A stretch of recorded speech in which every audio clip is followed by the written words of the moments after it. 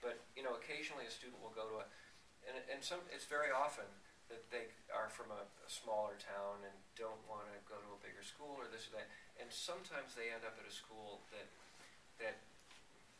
isn't going to get them where they want to go, and so it's really important, even more so sometimes at the graduate level, that whatever degree you get, that's an investment in your career.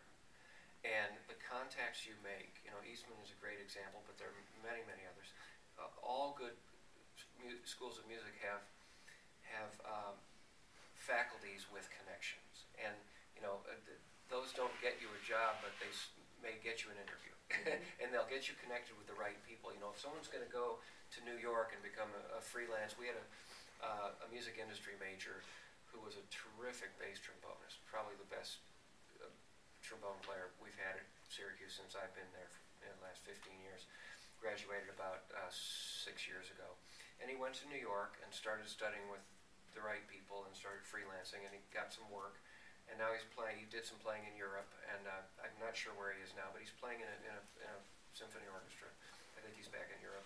And he had some connection. The connections he made in New York helped that career to move. And so the first set of connections you make are at the college and university level, where you go to school. So I think that's really important. Mm-hmm.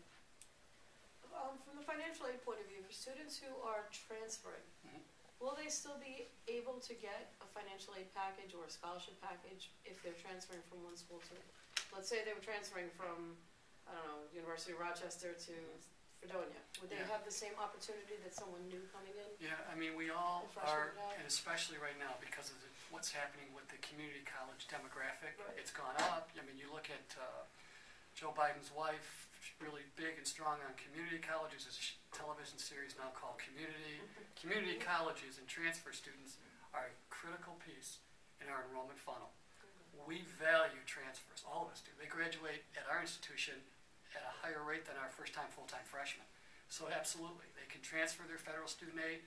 We have transfer scholarships, institutional scholarships that we award them. So there's opportunities absolutely to get the same kind of bang for your buck that a freshman would. But again, you sort of got to dot those I's and cross those T's. You got to do things on time. And the only thing I'll add to that, beyond the community college transfers, when you're going from a four-year college to another four-year college, is there are I's and T's that need to be dotted. Sort of ethically, you need to get permission from the school you're leaving. And School B can't offer School A's student a financial aid package until they have been quote-unquote released from their current agreement. Right. So the communication, again, is the bottom line. And just one other thing I wanted to say about packaging. Remember we talked earlier about there's really two steps. You're accepted to the institution, and then you have that subsequent audition. You get packaged based on being accepted to the school academically. So it's not like we wait to package you until you pass the audition. If you're accepted to the institution, you get a financial aid package. Okay, that's sort of where I was headed. Matthew, you were talking earlier about auditioning first and then having to look at the transcript later, or people that just apply, as in your school, you apply first and get accepted academically. Is there, in schools where you don't have that hierarchy, is there an advantage to one over the other of applying to the school first versus auditioning first? Whereas if you maybe if you're stronger musically than academically, would it be in your best interest to audition first, or vice versa? Well, I want to make sure I understand the question. I didn't mean to give the impression that you auditioned and then applied. We get everything in December. Transcripts, test scores if you send them in. We don't happen to require them. A lot of schools do. Everything comes together on December 1st. We invite you to your audition. We've now got a full profile on you. After the audition, we now look at everything. Oh, okay. So